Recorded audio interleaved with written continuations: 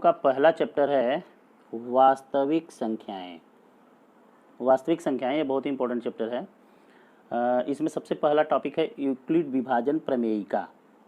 इस प्रमेयिका को सबसे पहले समझना है और इसके बाद जो है आपका HCF है। ये दो टॉपिक्स आज हम लोग देखेंगे कैसे किया जाता है। तो सबसे पहले यूक्लिड विभाजन प्रमेयिका आप लोग नोटबुक में नोट कर लीजिए कि इन्हीं दो धनात्मक पूर्णांकों A और B के लिए, दो धनात्मक पूर्णांक दो तरह के होते हैं, प्लस और माइनस, बीच में जीरो होता है, पॉजिटिव नेगेटिव होता है ना, जैसे +2 +3 +4 +5 +1 भी होता है। आगे करते हुए अनंत तक जाएंगे। और पहले भी होता है -1 -2 -3 -4 इस तरह से। तो ये धनात्मक पूर्णांक होते हैं। तो उनके लिए हम लोग माइनस वाला नहीं, यहाँ पे ध्यान देना है, कोई भी दो धनात्मक पूर्णांक A और B के लिए हम लोग धनात्मक पूर्णांक की बात करेंगे। 1 2 3 4 5 6 7 8 9 10 और कोई नंबर नहीं, इसके जस्ट आगे जितने बढ़ते जाओ तो ये धनात्मक पूर्णांक हैं। 1 2 3 4 5 6 7 8 9 10 11 12 ऐसे बढ़ते जाइए, अनंत तक जाइए, ये सब धनात्मक पूर्णांक हैं। तो इन्हीं में से कोई भी दो नंबर अगर हम ले लें तो A और B ये हैं। कोई भी धनात्मक दो पूर्णांक के लिए हम दो पूर्ण संख्याएं Q और R इस प्रकार ज्ञात करेंगे, इस प्रकार ज्ञात करते हैं कि A = BQ + R, A = BQ + R। ये भी पूर्ण संख्याएं ही हैं, पूर्णांक संख्याएं Q और R हैं। A और B भी दो धनात्मक पूर्णांक है, पूर्णांकों की बात है। A = BQ + R। इसको ज़्यादा क्लियरली आप समझेंगे जब दो धनात्मक पूर्णांक हम ले लें, एक बड़ा और छोटा, तो A वाला बड़ा लेंगे। जैसे मान लीजिए हम लोग ले लेते हैं 37 और A = 37 और B = ले लें 5। यहाँ पर दो धनात्मक पूर्णांक हम लोगों ने ले लिया, A = 37 B = 5।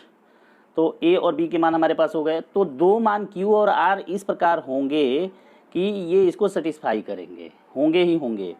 तो जैसे मान लो, तो ये है क्या, विभाजन करके देख लो। 37 है, इसको 5 से हम लोग भाग देते हैं, भाग देने की प्रक्रिया। तो ये तो A है और ये B है।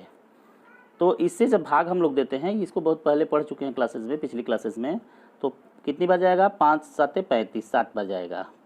और यहाँ नीचे क्या बचेगा, 2 बचेगा। तो यहाँ पर A बराबर तो आपका ये हो गया, B बराबर ये हो गया, ये आपका क्या है, Q है, और ये क्या है, R है। अब नाम जैसे हिंदी में क्या इसको बोलते हैं, A को हम लोग बोलते हैं जिसमें भाग दिया जाता है, ये आपका है, क्या है, भाज्य। A को हम लोग भाज्य बोलते हैं और B को क्या बोलते हैं, भाजक। जिससे भाग दिया जाता है उसे भाजक बोला जाता है। और यहाँ Q को क्या बोला जाता है, भागफल।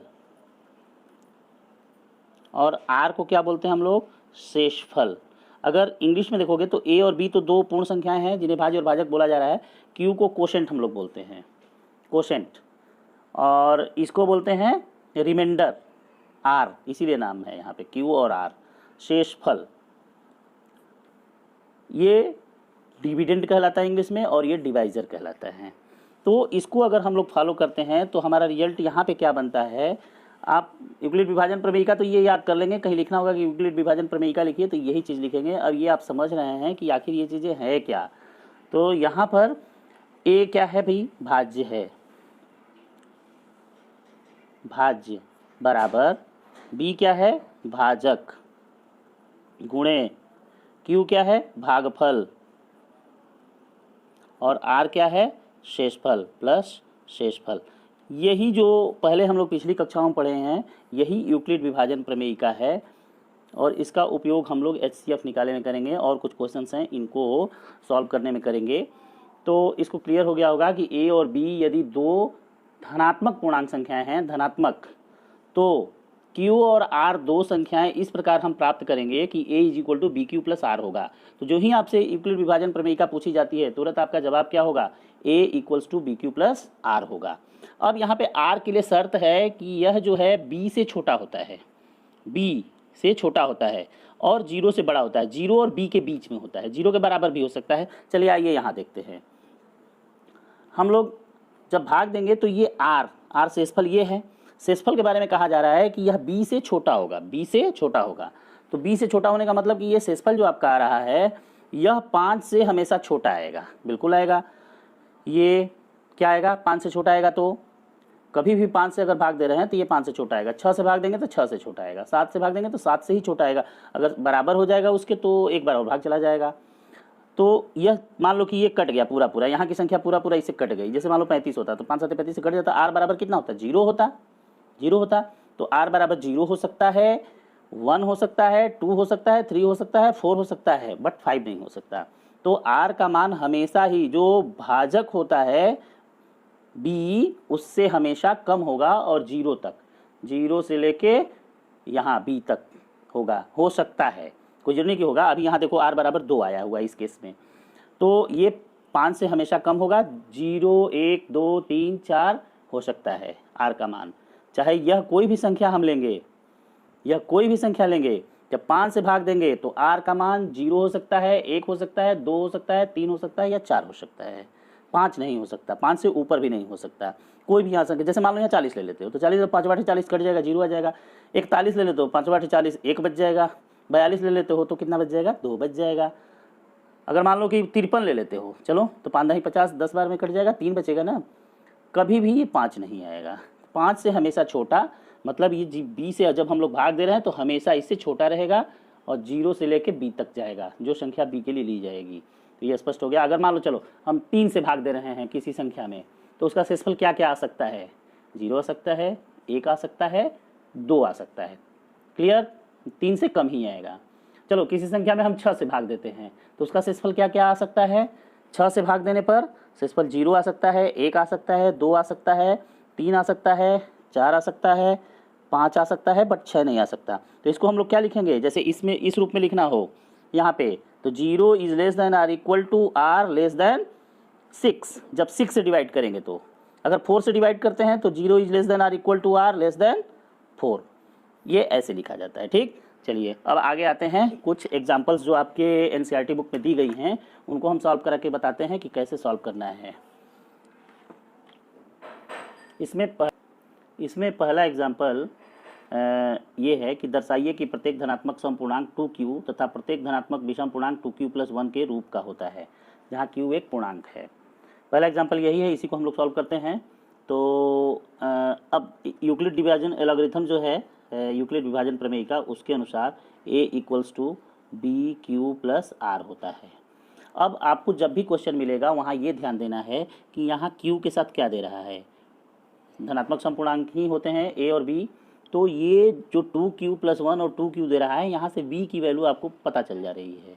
b की वैल्यू कितनी है, 2q और 2q+1 दिया है, तो b की वैल्यू आपकी 2 है। तो हमें दिखाना है कि कोई भी धनात्मक समपूर्णांक 2q और धनात्मक विषम पूर्णांक 2q+1 के रूप का होता है। तो अब हम लोग a = bq+r ले लिए हैं, तो b = 2 लेना है।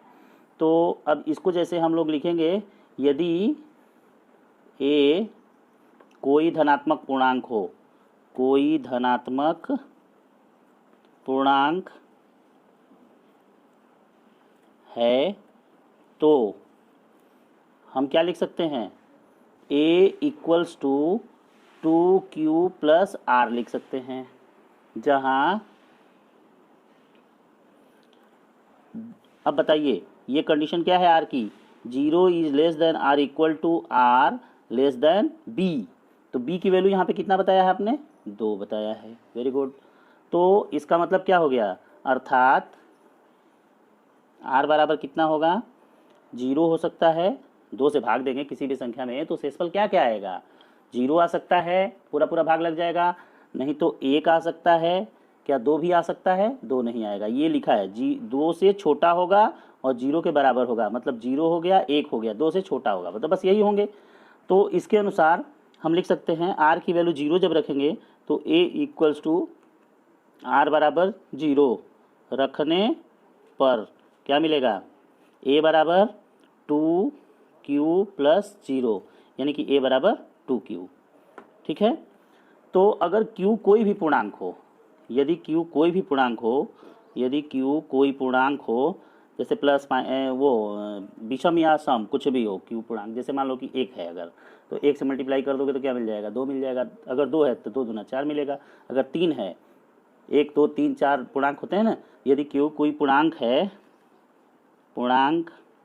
है तो 2q क्या होगा, 2q सम होगा। तो इस तरह से a बराबर 2q क्या हो गया, सम। ठीक है, अब हम जानते हैं कि पूर्णांक सम या विषम होते हैं, तो मान लो 2q सम हो गया तो 2q + 1 क्या होगा, इसलिए a बराबर 2q + 1 क्या हो जाएगा, विषम होगा। ये 2q + 1 कब कैसे आएगा भाई, r बराबर जब 0 रख दिया तो 2q मिल गया, और r बराबर 1 रखने पर आपको मिलेगा a बराबर 2q + 1 जो कि क्या होगा, विषम होगा। तो इस तरह से हम देखते हैं कि कोई भी धनात्मक पूर्णांक a यदि उसको हम 2 से डिवाइड करें तो वह 2q के रूप में मिलेगा, कोई भी होगा वो 2q के रूप में और 2q + 1 के रूप में मिलेगा। 2 से डिवाइड करें तो सम होगा या विषम होगा, इसको हमने प्रूव कर दिया। 2q के रूप में होगा तो सम और 2q + 1 के रूप में होगा तो विषम। जैसे एग्जांपल के लिए 3 ले लो, अगर 2 से डिवाइड करते हो तो 2 1 कम 2 आएगा, 3 बराबर 2 × 1 + 1 लिख सकते हो, तो ये क्या हो गया, विषम हो गया, 2q + 1 हो गया। अगर 4 लेते हैं तो 2 4 क्या 14 ले लेते हैं तो 2 × 7 + कितना आएगा, 7 दूना 14 0, तो 2q की फॉर्म में हो गया, तो ये सम हो गया, ये विषम। तो कोई भी विषम पूर्णांक जो होगा 2q + 1 के रूप में लिखा जाएगा और कोई भी सम पूर्णांक होगा वह 2q के रूप में लिखा जाएगा। अब हमको उम्मीद है कि अब समझ में आ गया होगा। अब हम लोग दूसरा एग्जाम्पल लेते हैं, और ये इस एग्जाम्पल में है कि दर्शाइए कि कोई भी विषम धन पूर्णांक 4q + 1 और 4q + 3 के रूप में होता है। ध्यान देने की जरूरत है, कोई भी विषम धन पूर्णांक, सम धन पूर्णांक की बात नहीं है, विषम धन पूर्णांक किस रूप का होता है, 4q + 1 और 4q + 3 के रूप का होता है। बात समझ में आ गई है। पूर्णांक तो आपको हम बता ही दिए हैं कि धनात्मक पूर्णांक 1 2 3 4 5 6 7 8 9 10 सारे पूर्णांक हैं अनंत तक, लेकिन यहाँ पे विषम धन पूर्णांक चाहे कोई भी रहे उसे हम 4q + 1 और 4q + 3 के रूप में लिख सकते हैं। क्लियर हो गया होगा।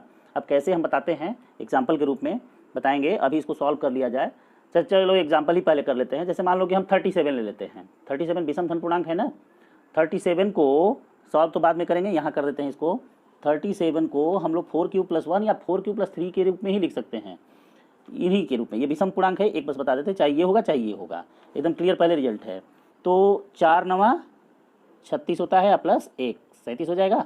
देखो 4q + 1 या गया, तो इस रूप में हो गया। अब दूसरा कोई भी लेके और देख सकते हैं, चलो 43 ले लेते हैं, तो 43 ले लेते हैं, तो 43 = 4 × 10 10 × 40 होता है, प्लस 3 4q + 3 के रूप में होगा। q बराबर यहाँ पे 10 है, यहाँ पे q बराबर 9 है। तो देख लिया तुम लोगों ने, कोई भी विषम पूर्णांक लोगे उसको तुम 4q + 1 या 4q + 3 के रूप में लिख सकते हो। q कोई भी पूर्णांक एक हो सकता है, ये सब पूर्णांक ही हैं, बड़े पूर्णांक यहाँ पे हैं, और q जो होता है वो छोटा पूर्णांक होता है। लेकिन हम लोग इसको क्या, कोई भी विषम पूर्णांक रहेगा उसको 4q + 1 या 4q + 3 के रूप में लिखेंगे, चाहे कितना भी बड़ा ले लो। चलो 100 कितना 111 ले ले, 111 विषम पूर्णांक है ना, इसको लेकर के दिखाते हैं। तो 111 को 4 × कितना लिखा जाए, 25 चौके 100 होता है ना, और 27 कितना आएगा, +3 हो जाएगा ना। तो ये जो है कोई भी विषम 4q + 3 के रूप में हो गया। तो कोई भी विषम पूर्णांक होगा 4q + 1 या 4q + 3 के रूप में लिखा जा सकता है। अब करेंगे कैसे, आइए यहाँ पे आते हैं। यहाँ पे मान लेते हैं कोई भी विषम धन पूर्णांक, माना इसका सॉल्यूशन है ये, कैसे प्रूफ कर रहे हैं, माना कोई भी विषम कोई भी पूर्णांक, माना कोई भी विषम नहीं अभी लेंगे हम लोग, कोई भी पूर्णांक लेंगे, क्योंकि इसकी सारी स्थितियाँ आएंगी। a एक पूर्णांक है और कैसा, धनात्मक पूर्णांक है। पहले धनात्मक यूक्लिड डिवीजन एल्गोरिथम में ही बात कर दी गई है कि एक धनात्मक पूर्णांक है। तो माना कोई भी a एक धनात्मक पूर्णांक है, तो ये लाइन कुछ गड़बड़ हो गई, इसको सही कर लेते हैं, ठीक है। माना a एक धनात्मक पूर्णांक है, कर दे, माना a एक धनात्मक पूर्णांक है, तो हम क्या लिख सकते हैं, यहाँ देखो 4q + 1 और 4q + 3 लिखा है, तो यहाँ पर आपको b बता दिया गया है। हमने पहले क्वेश्चन में भी बताया था, पहले एग्जांपल में भी, कि यहाँ जो रहेगा वही b रहता है। तो a बराबर हम लोग लिख सकते हैं 4q प्लस r। तो ये b आपका पता चल गया, तो r के बारे में आप प्रेडिक्ट कर सकते हैं। r इज लेस देन 4, 4 से छोटा होगा लेकिन 0 के बराबर। 0 इसको ध्यान देना है, b यहाँ लिखना है, r यहाँ लिखना है, ये ऐसे लिखेंगे। अब इसका मतलब क्या हुआ, 4 से छोटा और 0, तो 0 से चलो 4 से छोटा बताओ कितना होगा, इसलिए r बराबर कितना हो गया, 0 हो गया, 1 हो गया, 2 हो गया, 3 हो गया, और 4 से छोटा चाहिए इसलिए 4 नहीं होगा, तो r बराबर ये हो गया। जब r बराबर 0 लिखोगे इस तरह से, इस प्रकार a को हम कितने रूप से व्यक्त कर सकते हैं, a बराबर 4q प्लस r। अब ये मान रखते जाएंगे बारी बारी से, एक बार जब 0 रखेंगे 4q प्लस r का मान 0, तो ये क्या मिल जाएगा, 4q मिल जाएगा, ठीक। और दूसरा जो है a बराबर, तो अब देखो यहाँ पे जरा 4q मिला, तो इसको हम लोग लिख सकते हैं 2 इंटू 2q। तो 2q अभी पहले वाले एग्जाम्पल में क्या प्रूफ किए हो, सम बराबर 2 गुणे सम क्या होता है, सम होगा, क्लियर। अब a बराबर 4q प्लस 1, ठीक है। तो 4q तो इसको लिख सकते हैं 2 इंटू 2q प्लस 1। 2q क्या है, सम है, ये सम है, तो 2 गुणे सम, तो 2 गुणे सम संख्या में 2 से गुणा करोगे तो सम ही मिलेगा ना। अब प्लस 1 कर दोगे तो ये क्या प्राप्त हो जाएगा, विषम मिल जाएगा, विषम। तो ये आपका क्या हो गया, ये वाला विषम हो गया 4q प्लस 1। a बराबर, अब r बराबर 1 रख लिए, 0 रख लिए, 2 रखते हैं, तो ये आपका ये हो जाएगा 4q प्लस 2, इसमें से 2 कॉमन ले लीजिए, और ये हो गया 2q प्लस 1। 2q प्लस 1 क्या है, विषम होता है ना, विषम में 2 से गुणा कर देंगे तो क्या मिल जाएगा, सम मिल जाएगा। तो इस तरह से ये आपका क्या हो गया, सम हो गया 4q प्लस 2। अब a बराबर, एक मान और रखना है 3, 4q प्लस 3। अब चेक करिए, इसको लिख सकते हैं 2 इंटू 2q, 2 इंटू 2q। तो ये आपका 2q तो सम होता है, सम में 2 से गुणा कर देंगे, चाहे विषम में 2 से गुणा करते तभी ये जो आपका होता सम ही होता। अब प्लस, इसको तो 2 इंटू 2q नहीं बल्कि ऐसे लिखते हैं 4q प्लस 1 प्लस 2 प्लस 1, ऐसे 3 को ऐसे बांट देते हैं। तो 4q प्लस 2 में इसको लिख सकते हैं हम लोग 2q प्लस 1 और प्लस 1, ये हो गया। अब ये चाहे कोई भी पूर्णांक रहे, q प्लस 1, q चाहे जो भी संख्या रहे, यह सम हो जाएगा। सम में 1 जोड़ देंगे तो क्या हो जाएगा, विषम हो जाएगा, विषम हो जाएगा। तो इस तरह से क्या हमने चेक किया कि कौन कौन विषम हुआ, ये विषम हुआ और ये विषम हुआ। a बराबर 4q प्लस 1 और 4q प्लस 3 क्या है, विषम है, विषम है। तो इस तरह से हमने सिद्ध कर दिया कि a बराबर 4q प्लस 1 और 4q प्लस 3 विषम हैं। तो किसी भी धन पूर्णांक को हम लोग 4q प्लस 1 और 4q प्लस 3 कर रहे हैं, ये प्रूव्ड।